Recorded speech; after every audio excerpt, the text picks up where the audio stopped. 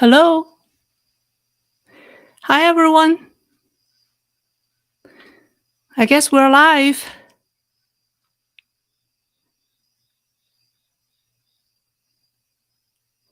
Okay, here we go. Hi, everyone. Good evening. Welcome to Lay's Real Talk live event. I hope everyone is enjoying their weekend. I took a few days off last week and had a great time relaxing. And during that week, uh, thank you, Kelly. Thank you, everyone. Uh, During last week, the CCP Politburo announced the date for the 20th Party Congress, which was starting October. So I thought that the first program coming back from my vacation would be to talk about what to expect at the 20th Party's Congress. Hello, everyone. It's great to have you. All right, so tonight we will talk about that. There were also two other events that happened last week that I think are related to the CCP's current status. One is the passing of the former Soviet leader Mikhail Gorbachev, and the other is the current wave of pandemic in China. So we'll talk about that at the end as well. So without further ado, let me get started. So what is this party's Congress? Who attended, and what do they do? Right.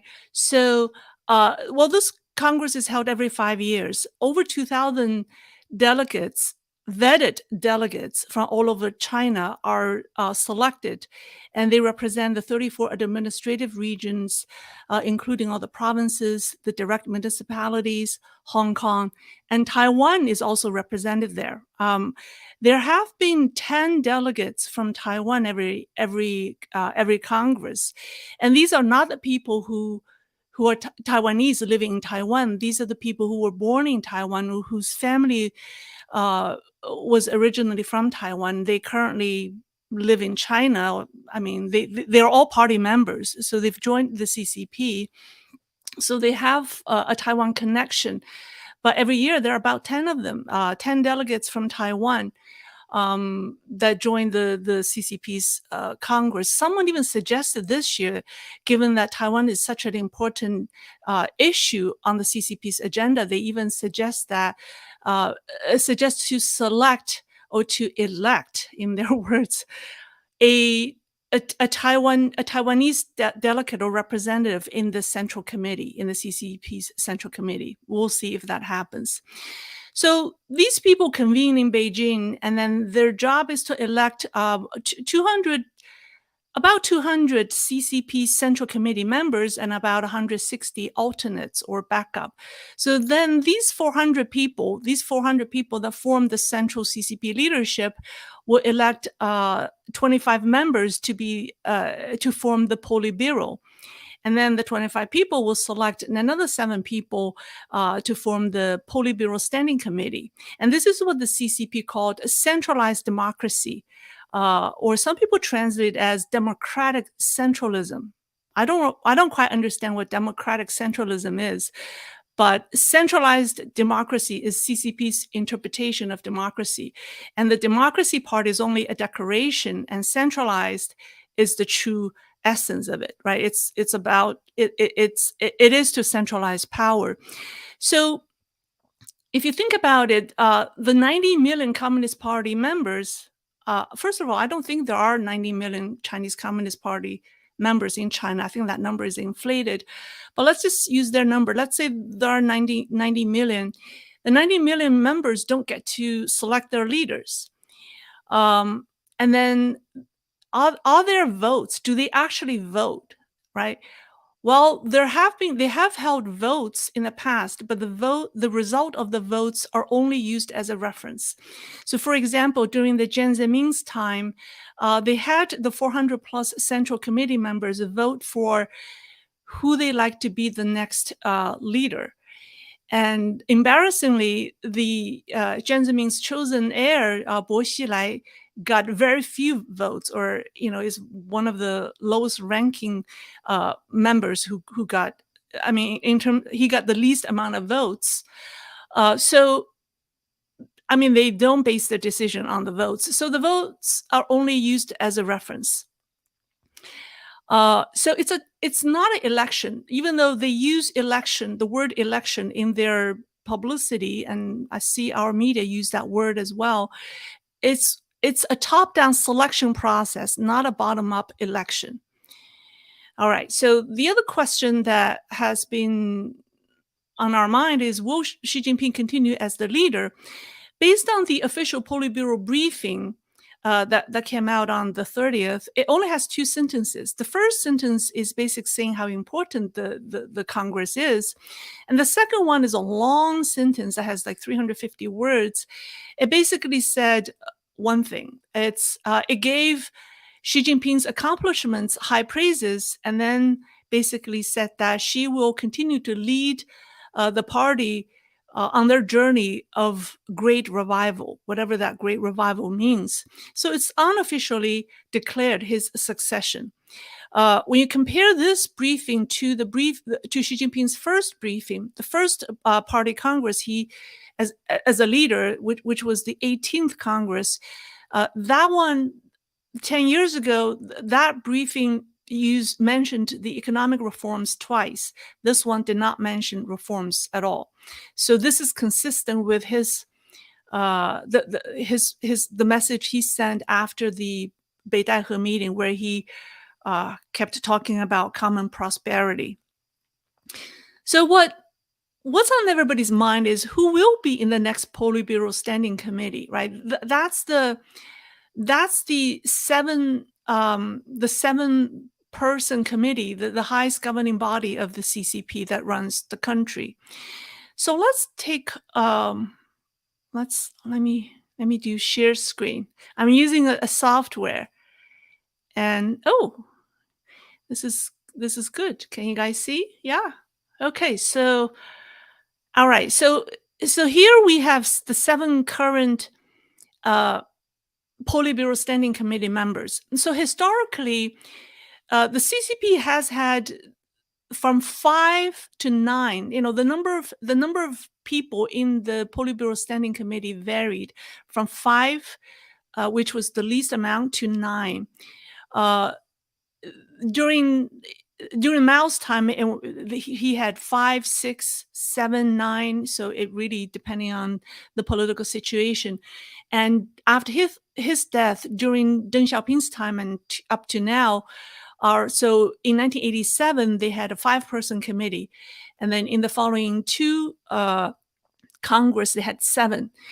And during Jiang Zemin's time, he increased the number to 9 with the purpose to how to say to have more control, to have more say in the committee. I mean, it's almost like, you know, in the US you have what do you call it? Pack the court, right? When the Democrats try to send more Supreme Court justice to the Supreme Court so that they could have a higher percentage of representation. This is called Pack the Politburo in China, where they try to have more members who are part of their faction. So that's what Jiang Zemin did before Xi Jinping came, and also during Hu Jintao's time, there were 9. So during the 18th Party Congress, the first thing Xi Jinping did is he tried very hard to reduce that from 9 to 7. And so now it is 7. So it's unlikely that they go back to 9. And some people believe that Xi Jinping would like to reduce that further down to 5 because he likes to centralize power. And the more people he has in this committee, the more people he had to work with. And it means dilution of his power. So, you know, some people say that they won't be surprised if we only see 5 Politburo Standing Committee members. So I'm just giving you the history of that. So we'll see. So let's take a look at the current 7 people. Well, she didn't. I also gave you their age in red because age is a big variable in their decision process. So during their power struggle, Jiang Zemin was the one who came up with this rule. It's a random rule that does not apply to the leader, did not apply to Jiang Zemin himself, and obviously does not apply to Xi Jinping. It's called 7 up and 8 down. So if you're 67 years old, you can be promoted. But if you hit 68, sorry, you have to step down. So, and that has been a rule that they followed for decades. So if you look at all the ages of people here, you have two people that already exceeded 68, so they are most likely will step down. There are Han Zhen, the first premier, on the lower left corner, and then Li Zhanshu on the lower right corner, who heads up the People's Congress. And also in terms of the political faction, how they're divided, the lower left two people, Han Zhen and Wang Huning, belong to the Jiang faction. And the lower right two people, Zhao Leji and Li Zhanshu, are believed to be Xi's faction. And then the top two people that are on two sides of Xi Jinping, Li Keqiang and Wang Yang, are believed to be the Youth League, or Hu Jintao's league, shall we say. So you see how the power is equally distributed. And that's why I think I'm not surprised when I hear people say that Xi Jinping is interested in reducing the Politburo from 7 members to 5, so that he, gets to control, has a better control over these people. All right, so of the 7 people, 2 have already exceeded 68 years old, and then will step down. The big question that has been in the news a lot is about Li Keqiang, right? So both Chinese and Western media outlets have speculated and promoted the Li and Xi discord. In my last video, I talked about the rumor of a dual leadership, right? Li and Xi. So it seems that there's, there is a force, maybe it's the anti-Xi force, that somehow want Li Keqiang to spearhead the effort to be a counterbalance within the Politburo. However, this force may also is not beneficial for him to stay within the Politburo. So many people believe that if he does stay within the Politburo, he will likely assume the role of the People's Congress, which is basically a leisure position. That position does not have much power. But he who knows? Maybe he's tired of it. And judging by his recent high-profile remarks about reform, he paid tribute to Deng Xiaoping when he went to Shenzhen. He's been talking about reforms. The tide cannot be reversed. So people were wondering what that's all about. I think he may be copying what Wen Jiabao did before his retirement, because Wen Jiabao, 2 years before Wen Jiabao retired, he just said, you know what? I don't really care. From this point on, I'm going to say what I believe is right. And Wen Jiabao in 2010, when he visited the U.S., during the interview with CNN, he talked about a very sensitive topic in China, which is political reform. So some people believe that Li Keqiang may be just copying what Wen Jiabao did. He may be stepping down, and he doesn't care. So Li has already made it clear that he will not be the premier. So the question is, who will replace Li Keqiang to be the next Chinese premier? Now, throughout history, except the first premier, Zhou Enlai, all Chinese premier have held the position of vice premier before they become the premier. So there are only 2 people that qualified in this, and that's Wang Yang, the guy that you see on the top right corner, and then Hu Chunhua, who is not a Politburo Standing Committee member, but who has been in the media a lot recently. However, there are very different views about who will be the next premier. Western media, by the way, have talked about, I don't know which one I've seen, was it was it Bloomberg or Wall Street Journal? But Western media, one of the major Western media has talked about that Wang Yang is going to be the next premier. Their argument is that, first of all, Wang Yang is most capable, right? Of the two, he's more experienced and capable. And many believe that his relationship with Xi Jinping is better than Li Keqiang's relationship with Xi Jinping.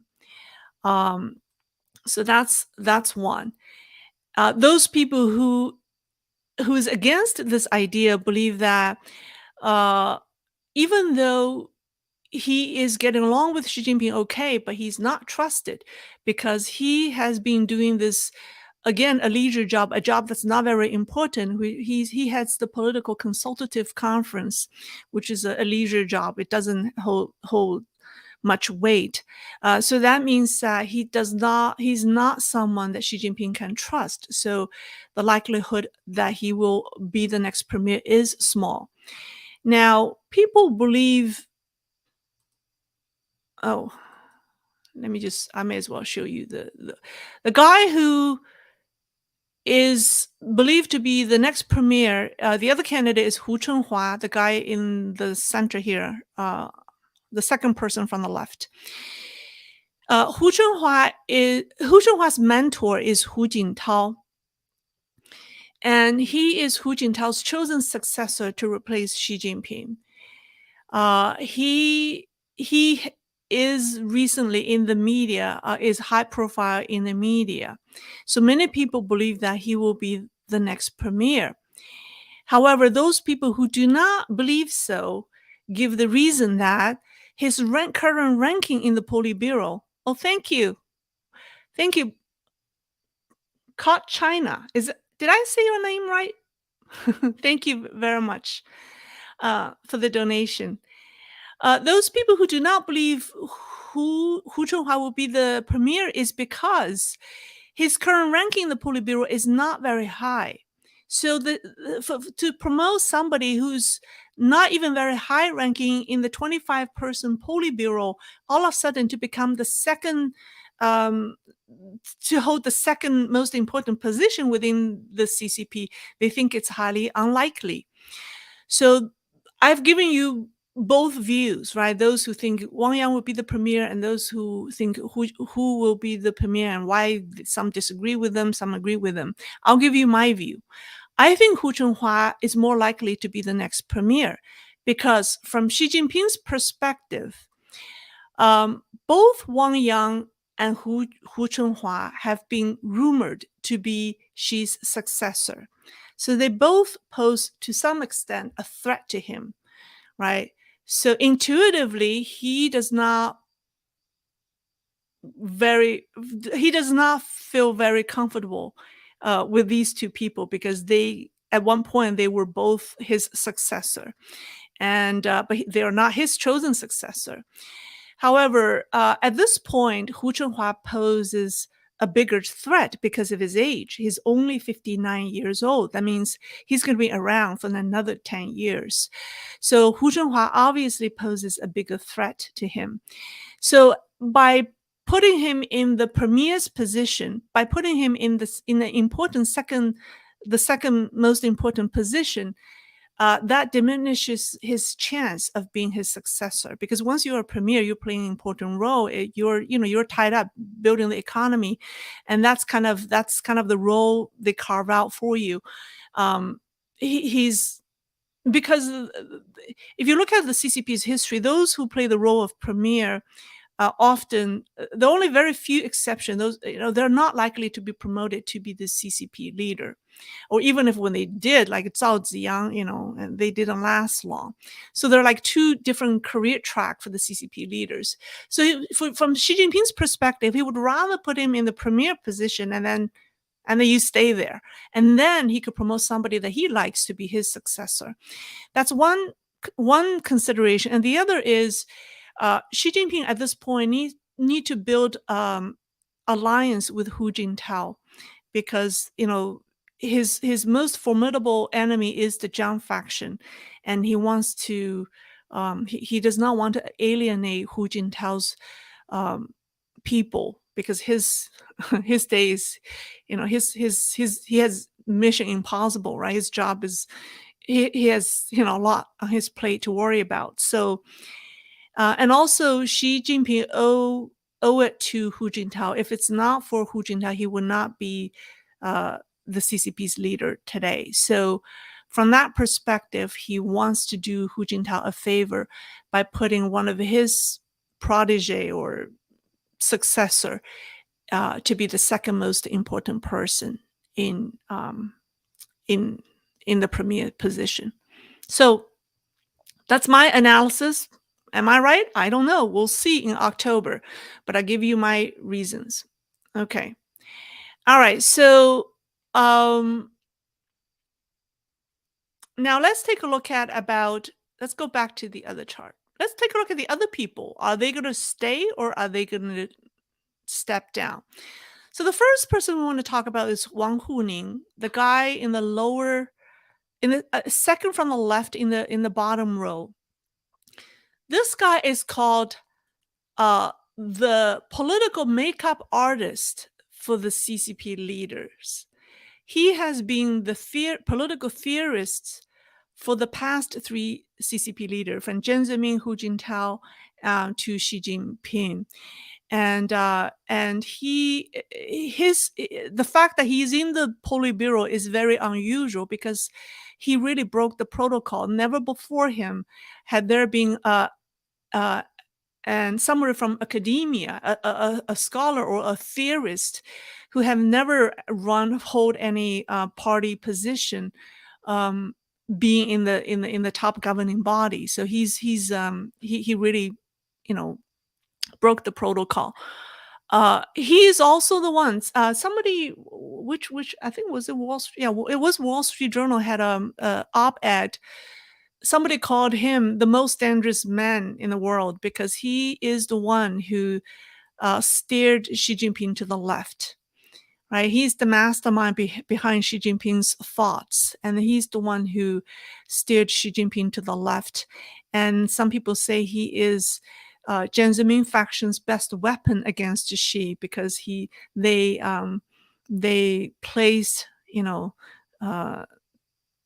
this advisor so close to Xi Jinping, and then kind of get to control Xi Jinping's political direction. So yeah, so thank you, Richard. Thank you.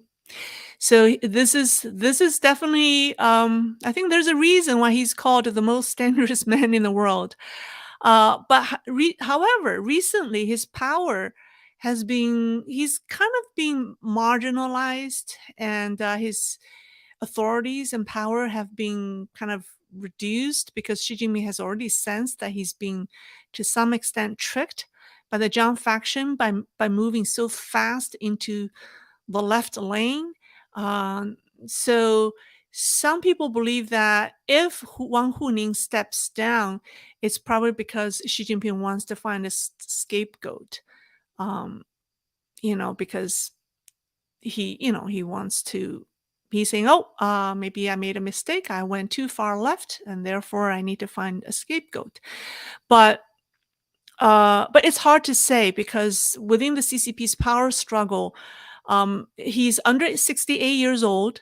So if he didn't make any major mistake, the chances for him to stay is greater than leaving. So we'll see. So it's not certain whether he will stay or he will go. The other person is Zhao Leji, the person next to Wang Huning in the bottom row, the third person from the left. Zhao Leji's father once was a subordinate to Xi Jinping's father, so their fathers were tied. He holds one of the most important jobs for Xi Jinping. He heads up the Central Commission for Discipline Inspection. That's the organization that Xi Jinping uses for his anti-corruption campaign, for him to strike down on his political enemies. He's also the youngest member of the Politburo. He's only 65. So whether he will stay or go is hard to say. However, his job is too sensitive. All of his predecessor, like Huang Qishan, Wu Guanzheng, and He Guoqiang, all of them only hold that position for one term because their job is too powerful. They know too much. They get to know too much dirty laundry of the CCP party leadership. So his predecessors all held that position for one term. So that's one reason some people think that he may, even if he stay within the Politburo, he may not hold that functional title to heads up the Central Commission for Discipline Inspection for the next 5 years. And the other reason is his reputation, his abilities did not or do not impress Xi Jinping very much. So Xi Jinping wants to put somebody who's more capable or somebody he likes better in that position. So that's with Zhao Leji, but his age is his advantage, and also the fact that he is Xi Jinping's he is on the Xi Jinping side. All right, so we talked about all of the current Politburo members, right? And let's talk about who the next, who's up and coming. Now, I want to show you this picture because on August the 30th, the same day that they announced the date, they released the date of the event, Xi Jinping appeared in public for the second time after Beidaihe. After he went to the Northeast on the 16th of August, he disappeared for another 2 weeks. Oh, thank you for your donation, TJ Lewis. Thank you. I appreciate that. So he disappeared for 2 weeks and he appeared on the 30th. And the occasion was this. This is called, he met with the delegation of, I guess they're model public servants. He appeared with a couple of other Politburo Standing Committee members, but he also appeared with 4 Politburo members.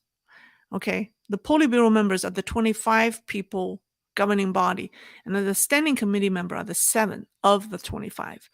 Right, so the 4 people that he appeared on that day to meet these model public servant delegation are these 4.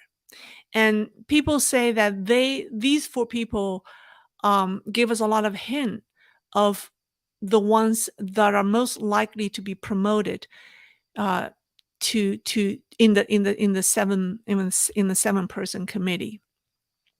So we already talked about Hu Chunhua, the person who I believe will likely to be the next premier. The person on the left, Ding Xuexiang, this is one of the most trusted person that Xi Jinping has. He is currently the director of the general office of the CCP. He basically runs Xi Jinping's office. He's basically like the maitre d', or what do you call that? He's like running his household. He's running the CCP household for Xi Jinping. He started his he's actually a material scientist by training. He went to college at the age of 16, so apparently this guy is kind of smart. And he left academia, left research to be in politics in his 30s, and he worked as a political secretary or assistant to Xi Jinping when she was in Shanghai as the party secretary. He only worked for him for 6 months, but he really impressed Xi Jinping because of several qualities: his low-key and pragmatic approach to matters, and also his abilities. So apparently this guy is one of Xi Jinping's favorite. And and also he's young. He's only 59 years old. So him, Ding, and then Hu Chunhua, both these 2 men are 59. Given their age, given their background, and given who who their backers are most likely to join the Politburo Standing Committee. They will be replacing the exiting the two members whose age have exceeded 68. Now, the next two members, I want to talk about Chen Xi, the guy on the far right. This guy is also one of very, very close to Xi Jinping. Um, he is currently the head of the CCP's human resources and also the head of CCP's party school.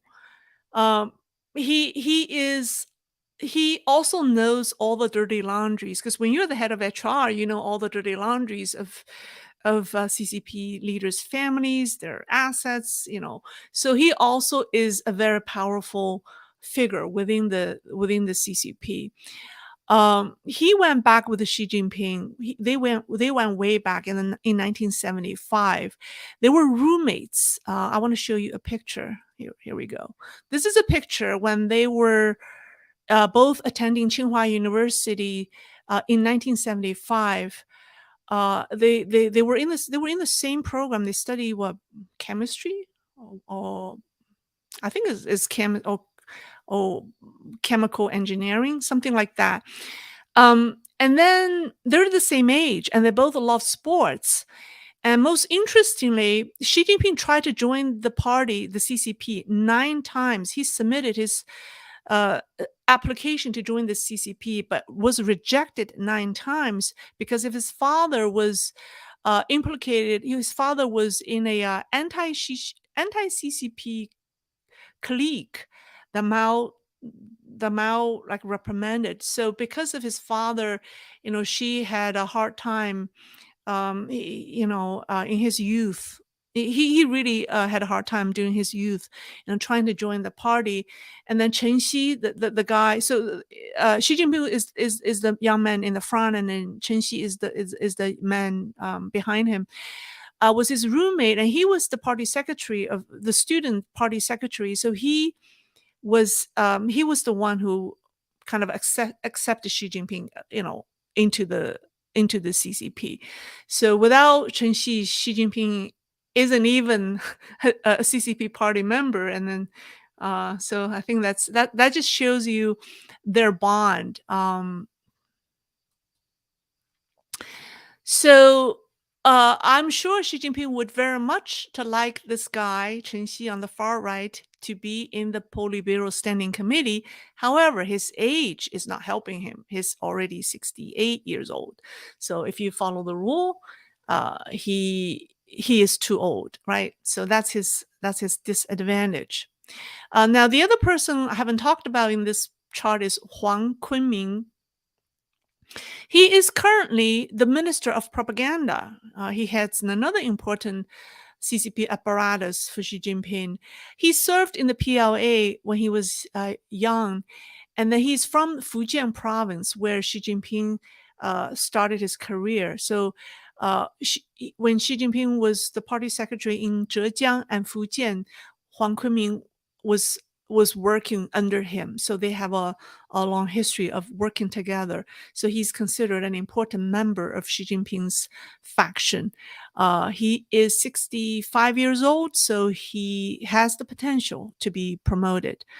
Now, people say that the likelihood of all 4 men to join the 7-member Politburo Standing Committee is very small. So the 2 men on the far left are most likely, and then how many of what about the other 2? We'll have to wait and see. All right, so now let's talk about another major event. Let me come back. All right, so now let's talk about something that happened also on August the 30th. I don't know why everything happened on August the 30th. What was that? That's last, what, Tuesday?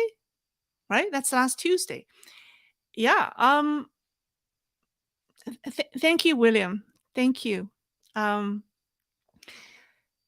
Soviet leader Mikhail Gorbachev passed away on that day. And world leaders offered their condolences, but Xi Jinping remained quiet for a reason. And the Chinese state media did not mention Gorbachev's role in ending communism in the former USSR, nor his legacy reported by the official Russian state news agency, which is basically, he abolished censorship in USSR. Uh, re, he tried to restore reputation for the victims of political persecution. He advocated freedom of speech and the rights to form organization. So the Russian state media, praised him for his this is his legacy, but the CCP media did not say anything because Gorbachev really touched a nerve of the CCP. Um, After the famous USSR dissolved, the CCP organized a lot of people, scholars and the like, trying to research to find out how they can avoid the same fate as the former Soviet. Um, and the reason Deng Xiaoping wanted to go full speed into economic reforms is because he believed that the Soviet economic model was bound to fail. So he wanted to avoid that. And then this worry that the CCP would repeat the same ending as the Soviet Communist Party uh, has always been on the CCP leader's mind. So a few months after Xi Jinping became the top leader, in December 2012, when he went to Guangzhou for a visit, he gave a speech to the party leaders there, and he said that people should remember the lesson that the Soviet has left China. And I'll read you what he said. This is just a translation from what he said. He said, "Why did the Soviet Union disintegrate? Why did the Soviet Communist Party collapse? A major reason was that people's beliefs in communism wavered. Gorbachev uttered a few words to dissolve the Communist Party, and the large party was instantly gone. In the end, there was not a single real man who stepped out to fight." So, especially his last words are famous in the Chinese community. He's basically, there's no, where are the real men? Why didn't they come out to fight, right? So basically, they believe, well, this is how I see it. Xi Jinping and then some of the CCP leaders believe that there were two reasons why the former Soviet Union collapsed. One is economy, that their economy collapsed, and the second reason is they think Gorbachev was too weak politically. He was too lenient towards his political enemy. He was too weak. He was not politically strong enough.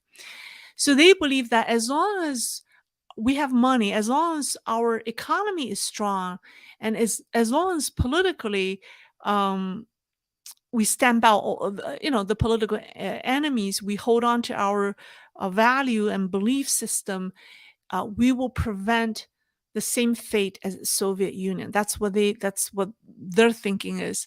However, this belief is fundamentally flawed because they treat the failure of the former Soviet Union as a technical failure. So in their mind, it's like this car. They think, oh, this car is driving on the highway, and then the car is not good. The car is too old or is too poor, right? And the driver is no good. Gorbachev, the driver, is no good. So as long as we have a better car and as long as we have a strong driver, we will carry on. But the real reason it collapsed is not because the driver, is not because of the car, it's because they're on the wrong path. This path of communism will lead to a dangerous cliff, or will lead to the eventual, disintegration of this car, right? So once you are on this path, it doesn't matter what car you drive. It doesn't matter who is in the driver's seat. It's the same destiny. And actually, the better car you have, if you have a really modern, if you have a crappy car, you may move very slowly on the road, and it may take you a while to get to the cliff. But if you have a great modern car, you may get to the cliff very fast. So I think that's just the notion that the misconception I think the CCP leaders have. They, because they don't see the path as the problem. They just think that it's a technical issue. So they focus on building the car. They make the car better and better, more and more powerful, and they try to, Xi Jinping, the driver, is trying to hold on to power, be this, super driver. But what does that mean, right? What does that mean? Well, we could see. So now let's take a look at what's happening in China. I think right now it's a little, it's out of control because the driver and the car are fighting. Because if you look at what's happening in China, Xi Jinping, the driver, is emphasizing, zero COVID. Absolutely, we have to stamp out COVID. Li Keqiang, the premier, is trying to save the economy, to save the car. So he's been hosting this 100,000 person conference. He has sent out 10 delegates to the local provinces. It's called Economic Stability Supervision Team. He has sent out 10 such teams to the local provinces to make sure people are doing the right thing for their economy. So he's doing everything he can to save the economy, to save the car. But Xi Jinping, the driver, is destroying the car. So right now, the fight is no longer about whether China has a great car or whether you have a strong driver. The driver is taking the car apart. So it's really out of control. So right now, if you look at, there are two platforms going parallel in China. Li Keqiang is talking about economy, saving the economy, do everything we can, but he's not getting responses from the local officials. And then the local officials, are following the Xi Jinping's platform, which is zero COVID, which is a political platform. And because it's a communist country, they want to do the right thing politically. And right now, the CCP has already ordered all the localities. They have to do two things. One is, before the 20th Party Congress, no major outbreak of COVID, right? And then two, no major outbreak of social unrest. So these two things will be extremely embarrassing for Xi Jinping for the 20th party, for the Party Congress. So the local government officials are ignoring Li Keqiang's call to rescue the economy, and they are doing, they're doing what they can to be politically correct. And also, they figure out that by shutting down their local cities or provinces or municipalities, they have an excuse, because COVID has become such a convenient excuse for the local government officials when it comes to economic contribution to the central government. They can say zero COVID. We didn't meet our economic target. We didn't contribute to the central government because of zero COVID. Right? So zero COVID has become such a convenient excuse for the local government officials to explain their economic difficulties or economic malfunctioning, shall we say. And also, it's a convenient tool to stamp out any social unrest, right, which is happening over the banking crisis and then the mortgage boycott. And also, it's necessary for the local government officials to prevent the outbreak, the pandemic, the outbreak. So they have three reasons to close their cities in the name of zero COVID. From every angle, they do it. So that's why, like within a matter of days, now all of a sudden, you have like the outbreak in 30 in 31 major municipalities and provinces in China. It's like across China, all of a sudden, the cases started. Were there not cases before? I doubt it. But why cases all of a sudden all show up?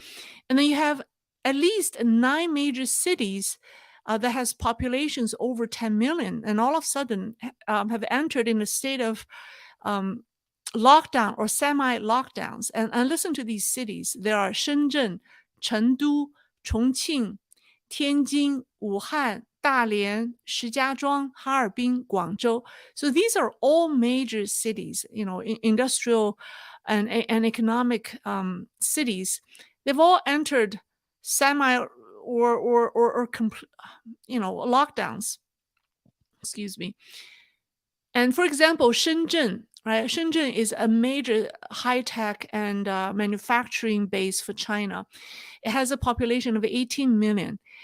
On the 29th of August, they only found 35 cases. But on the 30th, again, August the 30th, that must have been a magic day for the CCP. On August 30th, Shenzhen canceled 6 international expos and fairs. And some of the fairs are within 8 hours of opening. And it really create major chaos and wreak havoc to those exhibitors. And so one of them is the Asian Pet Expo or Asian Pet Fair. I think it's the Pet Fair. And it's the first time that Shenzhen hosts such a fair. It has 1,850 exhibitors and over 10,000 brands participating in this fair. And they're all have to go back. It's canceled. So just to summarize, it doesn't matter who will be promoted to the Politburo in a month or so. Oh, actually more than a month. The CCP, the car, is on a dangerous path of no return and is heading to a dangerous cliff. And those who can get off the car, I think, are considered lucky. So that's my presentation. And let's see if people have any questions for me. Oh, wow, I've talked for 45 minutes. That's a lot of talking. Okay. Have I bored people with all these CCP information? Let me see. Let me go back to my super chats to see if I have questions.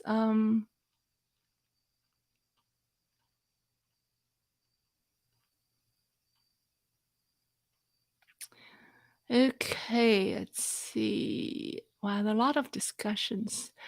Well, thank you for the great, kind words. I don't see any questions. Let me just pick some random questions. Oh, I remember there's a question. Somebody left me a question, which is, I think, an important question. It's the very first question I got from Terry Williams at 3:45 p.m. this afternoon. And he said, what are some hybrid warfare ways West and Far West can use to fight against CCP? Stock markets, oil energy, outlawing transport tourism. I think he meant organ transplant tourism with China and demanding its removal from the UN Security Council. I think right now, I think you obviously have a very clear understanding of the harm the CCP poses to the world. But I think right now, a lot of our politicians still do not see it. I think many people still see CCP as a competition, as opposed a threat. They just see CCP as a different, or Communist Party as a different. It's just a different ideology that are different. They don't understand the ultimate goal of CCP is to take over the world, and that has never changed.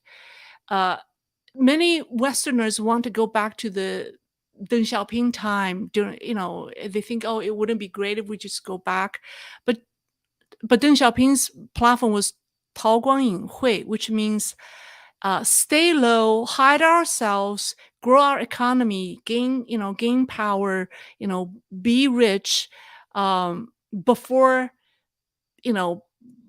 anything. So the agenda has never changed. But I don't think the Western nations or our politicians have a clear understanding of that. And even I heard somebody told me today that when Xi Jinping is being attacked or was being attacked, I guess he is by other party elders, the criticism wasn't, oh, you shouldn't go back to the Maoist, the leftist platform, or the criticism against him wasn't, oh, we should have more freedom, we should. Their criticism of him is that you were too ambitious in showing you were too early in showing our ambition to the world, to the West, and now our chances are screwed. You should have given ourselves 10 more years or another 20 years, um, to show our true ambition. So that's their accusation of Xi. He became too complacent. He believed that China was strong when actually it is not. So that's their criticism of Xi Jinping. But they don't disagree with him in taking over the world. They see eye to eye on that agenda. But I think the West somehow, a lot of Westerners think, oh, if we replace Xi Jinping with another leader who believes in economic reforms, then China will go back to the Deng Xiaoping time, and then we could coexist. I think that's wishful thinking. So I hope I answered that question. Any other questions?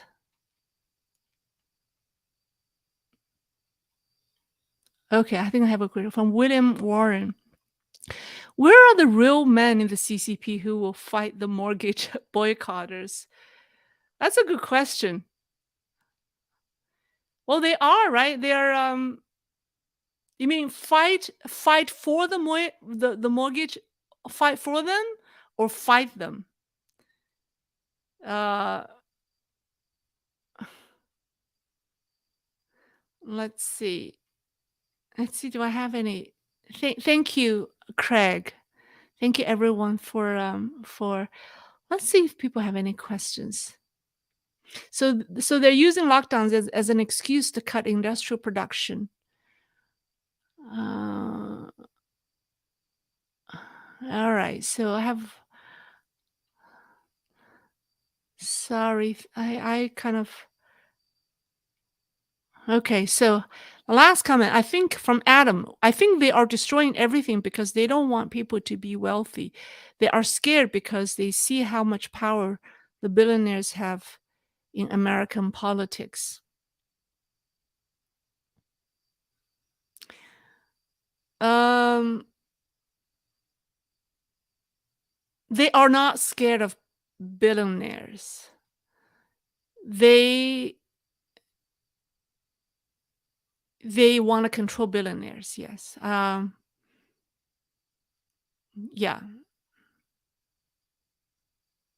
I made a video that billionaire in China is the deadliest job that you could have.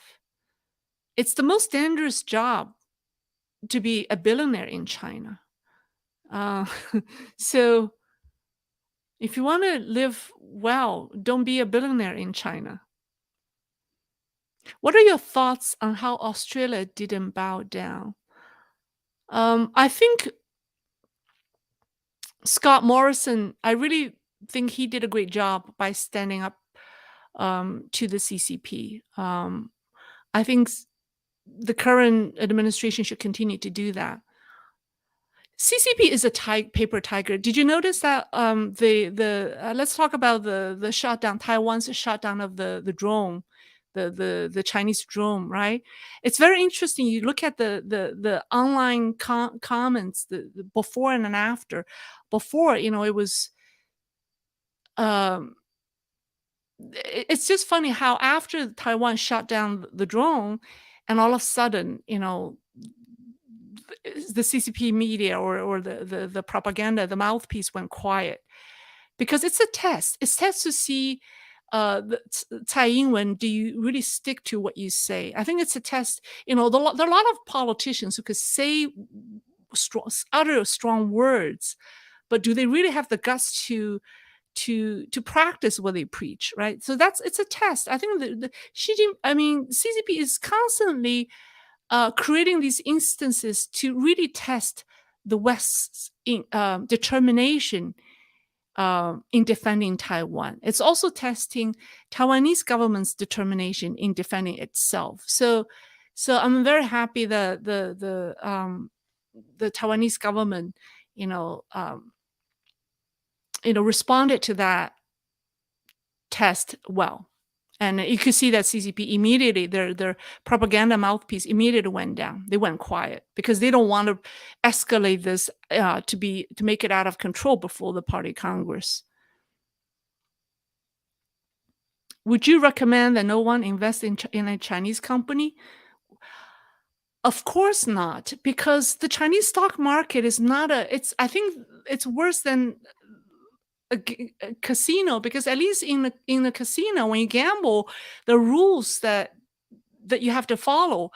But the Chinese stock market, it's manipulated by those people who have power, who have the privilege. So you may as well just gamble, right? I mean, so why do you invest in Chinese stock market? So it's you know is the disappearance of Jack Ma just Deng's policy of let some get rich first and then distribute the wealth in action? It shouldn't be surprising when billionaires disappeared. Jack Ma's disappearance has two is very complex. First is he has too much power. Um, i- Digital surveillance, right? His companies owns has control of the economic, has too much data, economic data. In a communist country, private companies and private citizens cannot have these strategically important data. Uh, it cannot that threatens the state. So the government must own all your data. You know, so it's just it goes against. CCP will not allow any private company to hold strategically important data. Um, so for that reason, uh, it's not just Xi Jinping. Any communist dictator would not allow it. That's one reason. A second reason is Jack Ma got wealthy during the time when Jiang Zemin was in power. So he has too many connections. He has too many people in the Jiang Zemin faction behind him, and Xi Jinping doesn't like that. Is TikTok spying on America? Of course. It should be banned. I don't understand why Joe Biden allow it in the US. It is so. I made a video on why TikTok should be banned, and I think it was demonetized by YouTube. But it was one of my early videos. There's no reason why TikTok should be allowed in the US. Absolutely not. It's banned in India.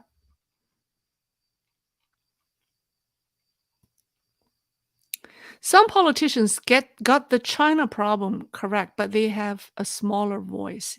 Yes, that's a correct, true observation.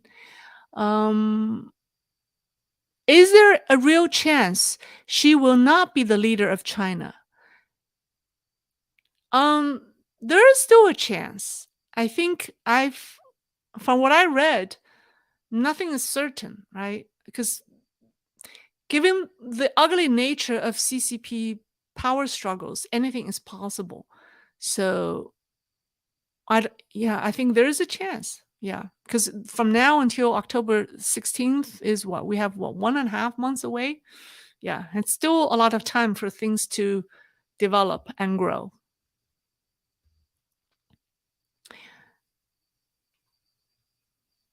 Let's see. Wow. Post-party Congress will lockdown end. Uh, I think post-party. Oh, thank you, Kelly. Wow, you speak Chinese. You like my earring. Thank you. I think we will see a lot of changes after the party congress. First of all, Xi Jinping is stepping out, right? He is leaving China for what? For the first time in, I don't know how many, 39 months. I counted 39 months. That's 3 years. Was it 29 months? I think the pandemic has lost. I think it's 2.5 years. Yeah. So he will step out of China for the first time in 2.5 years, and that's a change. And I think there will be, maybe that will change the lockdown, the zero COVID policy. I think it's likely.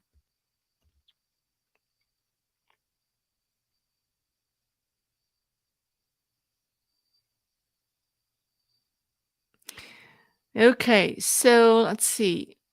About the certain data shouldn't be in the hands of private company and autocratic. Okay, all right. Will the CCP ever crack down as retaliation on Western business within China?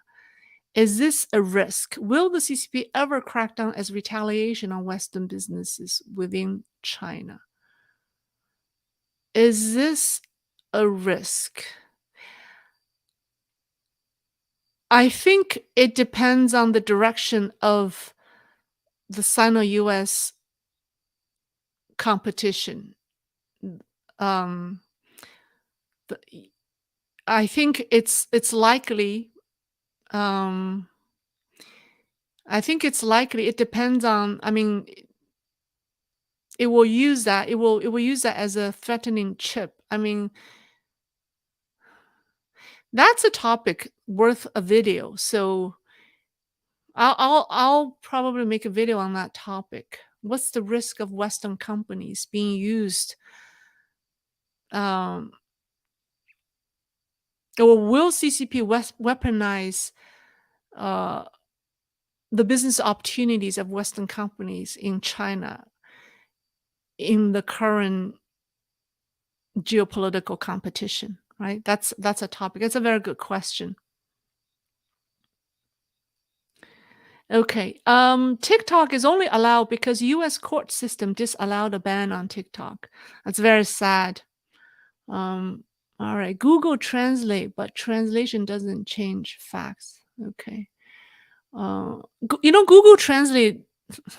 Google Translate is manipulated. I use several translation software. And it's very interesting. Like the translation software is trying to be politically correct with CCP. Like if you put in some texts that are not CCP friendly, it played dumb. Like it just get confused, does not know how to translate, or even it will translate. It will massage the text. It will translate it correctly. It's very interesting. Uh, and I even send a note to the translation company. I say, how, this is like, it's wrong and it's black. It's like, it's such a simple sentence. You should be able to translate that from Chinese to English, but you can't. Your software can't handle this. And it just tries to be politically correct. They didn't respond to me. All right. All right. Let's see.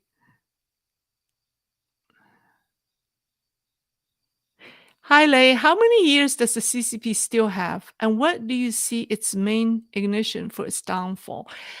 It's already on its downfall. How many years? I don't think it has many years. I think its downfall is carried out in slow motion for the world to see. Um, I think the sooner people really wake up to understand what communism is, the better it is. I think it's slowly collapsing, and yeah, if it just falls like that overnight, there will be a lot of people. Um, a lot of people won't understand why it fell. A lot of people will probably think CCP wasn't bad. Oh, too bad. They just had bad luck. I think the reason it's slowly disintegrating is so that people in the world can have time to understand the harm of communism. So cherish that time. Really, really, see it clearly for what it is.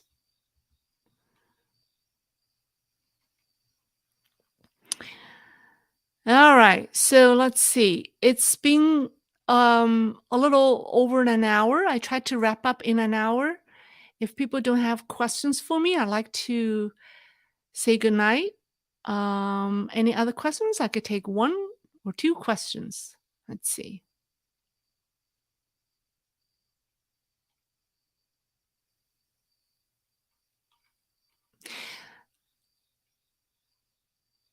If you listen to she speak, he really sounds uneducated.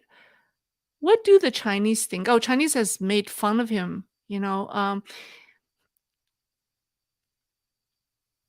He he was not well educated. I mean, he spent his youth. I mean, his youth was what, Cultural Revolution. Kids, young people did not have chance to go to school. So, so he wasn't properly educated. And his whole and not just him, his whole generation of people of the CCP leader um, weren't well, didn't have a chance to really receive a good education during that time. And yeah, and particularly him, because his father was what um, persecuted, and he had a very tough time in his youth. Um, would it get easier to get a visa to China post Congress? Um, do you really want to go to China? For what? To do business? I don't know. It depends on what you want to do. We'll see. We'll see what happens. I think we'll get a good indication. I will hold off any visa application until we see what happens. The economy could be. I think the economy is really bad, um, and then social unrest will be a problem. And then what I worry about is the social instability, because when you have a high unemployment rate and people have so much debt, the society is not very stable. And do you want to go to a society when a big percentage of people are unhappy, are on the brink of a breakdown? What do you go there for? It's just not safe. I just don't think it's very safe to go there when the society is not very stable.